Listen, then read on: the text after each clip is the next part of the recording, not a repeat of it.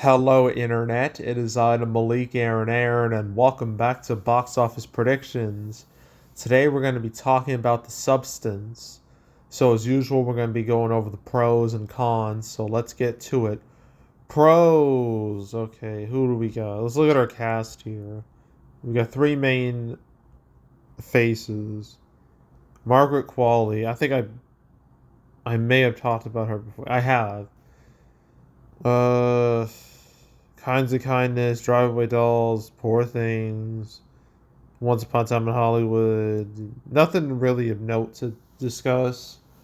I mean, she's probably done some streaming stuff that I'm just not aware of. I may have talked about it before, but I literally don't remember. Demi Moore, okay, I know she's like the main face of this movie, more or less. And yeah, Demi Moore, she's been around for a long time, since like, well, I guess the 80s, but really the 90s. The 90s was like her peak. You had like Ghost, which was an enormous hit for 1990. It's like that. See, there's A Few Good Men, A Decent Proposal, Disclosure. I never really heard about that one. Well, that was a hit. The Scarlet Letter. Well, that was a flop. It seems. I do remember reading the book back in school, so there's that. When she voiced ugh, Esmeralda in Hunchback of Notre Dame, that's did not know that. Okay, Striptease. Okay, I gotta talk about this movie real quick because I found out like a little while ago that Demi Moore, like, she was paid $12.5 million to do that movie. 12.5 million. Keep in mind, this was the 90s. So they get that much money like in 96? That's crazy. That's insane. But unfortunately, the movie ended up being like a critical flop. People hated it. And it didn't help. It came out like a year after, was it Showgirls? A movie that was like hella controversial for like its sex and nudity and being NC-17. Striptease, I don't think was NC-17. It was R rated, right? Yeah, just R rated. So yeah, just coming out like a year after Showgirls, and just apparently the movie just wasn't all that good. Yeah, that definitely did a number on her career. G.I. Jane didn't help either.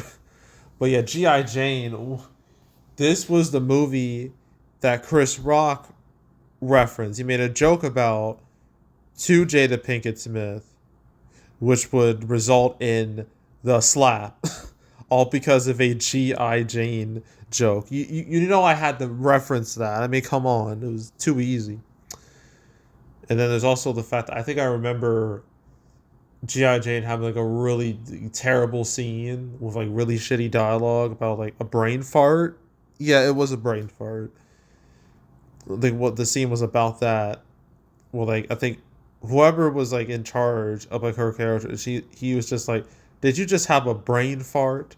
And I'm like, first of all, any seriousness that could have come with the scene, you killed it immediately. Like the moment you say brain fart, it's over. It's just over. I can no longer take you seriously. But yeah, after that, nothing for a long time. I mean, she was in Charlie's Angels Full Throttle, but that movie wasn't all that great. But just a whole lot of nothing. An aggressive amount of nothing until The Substance. So, yeah, like Demi Moore, she was big in the 90s. Then her career fell off significantly. And here she is in 2024 with apparently a lot of people saying this may be like her best performance ever. So, yeah. So that was Demi Moore. Dennis Quaid, I literally just talked about this man not even a month ago. So I guess I got to do it again. So yeah, Dennis Quaid, he's been in a lot of movies. I'm not gonna go over the whole list because it will take too long. We're just gonna pick and choose what movies to talk about, the important ones. I don't know about Something to Talk About. I never really heard of that one. Dragonheart, I know That's the thing. Parent Trap, that was a hit. That was like when the Lohan, yeah, it was Lindsay Lohan. I think that was like her first movie, right? I think it was her first movie. I may or may not be right on that one. There's Any Given Sunday, Traffic, The Rookie, Day After Tomorrow. Let's see, Yours, Mine's, and Ours, In Good Company, Vantage Point, G.I. Joe Rise of Cobra. There's Legion, there's Soul Surfer, there's Footloose, there's What to Expect When You're Expecting, there's A Dog's Purpose, the movie with all the a lot of controversy surrounding it. I Can Only Imagine, The Intruder, I guess. And recently he was in Reagan, which isn't like a huge hit, like at all, but it's done better than what most people expected it to. Like it could have been worse with Reagan. So yeah, so we got some recognizable faces in here, and I would definitely label that as a pro. So that's pro number one. Pro number two, the reviews for this movie are very good. Very, very good. It has an 89%. Its audience score is a 75, which is solid enough. It's not ideal, but it's not like awful, especially for a movie like this. Its cinema score is a B, just a B, which is shocking. I mean, me like knowing like the premise of this movie, I figured this would be one of those movies that would be like hella divisive. It get like a D or an F cinema score because might be just too much. But apparently not. Apparently the people who are watching this movie like it. At least a solid amount of them like it. And yeah, that's way more than it's way better than I could have anticipated. So surprisingly good audience reception and good reviews. I'm gonna label both of those as a pro. Another pro is just even though this is like I guess it is a horror movie. I know there's Never Let Go, but these are like two different types of horror. Like Never Let Go, that's survival horror. This one is more, I guess body horror is a term I've seen used to describe this movie. So I'm gonna go with that, body horror. And just the way it looks, like I haven't seen a single like clip or trailer from this movie. So I've really seen like nothing except like some posters like this one, which really like sets the tone right here. Um, but yeah, just it's not really because it's a horror movie. It's the fact that it feels so different from everything else that's out right now. It has like this low key like this coolness to it, just how different it is.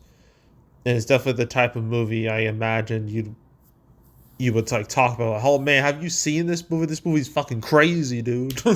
It's one of those type of movies. So just like how even though technically there's a lot of direct competition out there, there's like Speak No Evil and Never Let Go. This one is like apparently like so out there that like it stands out amongst everything else that's out right now. So I'm gonna label that as a pro. The fact that it stands out so much. Another pro is its Thursday previews. Well, really, technically, there's like 2 days worth of previews. This is like one of the days. I think this was like on Wednesday. It made this much, 500K, and then on Thursday it made another like 300 something K. I think that's remember what I read. But yeah, for that much for a movie that first of all has the distributor is brand new, Mumbai. That they are a new distributor, and the fact that the subject matter of the movie and all that, these preview numbers are very impressive considering those facts. So yeah, so stronger than expected preview numbers. I'm gonna label that as a pro. Um, okay, Yeah, we're gonna go to cons. Cons. This is from a new distributor, Mubai. Yeah, yeah, no, yeah. Well, they're not like new, no, but this is their first time they're releasing like an actual like a movie, like it's a wide release, so there's a whole lot of uncertainty going on with that.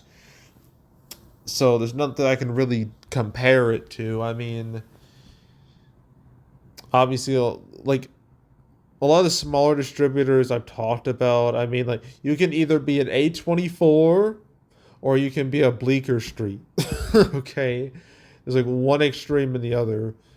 I don't know where this is gonna land, but yeah, just the fact that it's a new distributor is a lot of uncertainty. I'm gonna label that as a con because you never know how this will do. There's nothing I can directly compare it to. Um, guess another con is that there's a lot of movies out right now. The big movie this weekend is Transformers One, but there's also Beetlejuice, which has been dominating all of September. The next week, you have a bunch of movies coming out. The main two being Wild Robot and Megalopolis. Now, Megalopolis, there's no hope for that movie, but Wild One should theoretically do all right. And there's a bunch of other movies coming out that week. I'm not looking forward to next week, not at all. I have to do like 6 movies. I'm not ready for that. I already did that like at the end of August. I don't want to repeat that. But yeah, just a lot of movies out right now. So that's a bit of a con. Another con I can think of. I don't know. I feel like part of me felt like the subject matter of the movie might be a turnoff, but the audience score and cinema score tell me it's not that big of a turnoff. But I guess it's like for like genre fans, like it's not a problem for them, but for like your average like mainstream moviegoer, it might be a problem. So that may or may not. That's probably a con. Just like how weird the movie is. It might be too weird for some people. So yeah. Is there any other cons? I think that's it. So opening weekend. Okay, so from what I've seen, uh, early numbers are about the same as Never Let Go, like 3 to 4 mil. Yeah, about 3 million. So yeah, about $3 million, which for a new distributor, that's not like awful. I mean, like, but I know you would say, well, what about Killer's Game? You gave that movie shit. Well, yeah, like that's from like Lionsgate, which is like just below like the big studios. So with that, like obviously it looks a lot worse compared to this, which is first of all, this movie is a much harder sell than Killer's Game.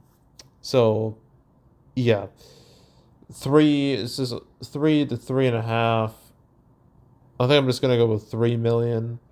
Its total, I have no idea. This movie could have a long life. It could crash and burn. I don't know. But I think I'm gonna go with crash and burn just to be safe. So I'm gonna say like 6 to 8 million, something like that. And yeah. So we got one more movie to talk about this weekend. That movie obviously being Transformers One. So stay tuned for that. And yeah, so that's it. That's all. Make sure to subscribe, like this video, leave a comment, turn on notifications, share the whole drill.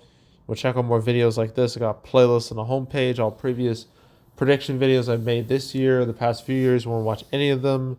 Go right ahead. There's also box office, the canceled series where I went over all the movies that were supposed to come up but didn't. Made 250 episodes. Not once did I mention The Substance.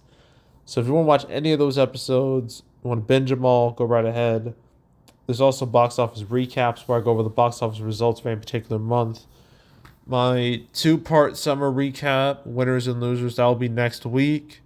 My September recap won't be till ideally between the 4th and the 11th, but I'm not super sure. Well, it'll be early. It'll be before the middle of October. Let's just say that.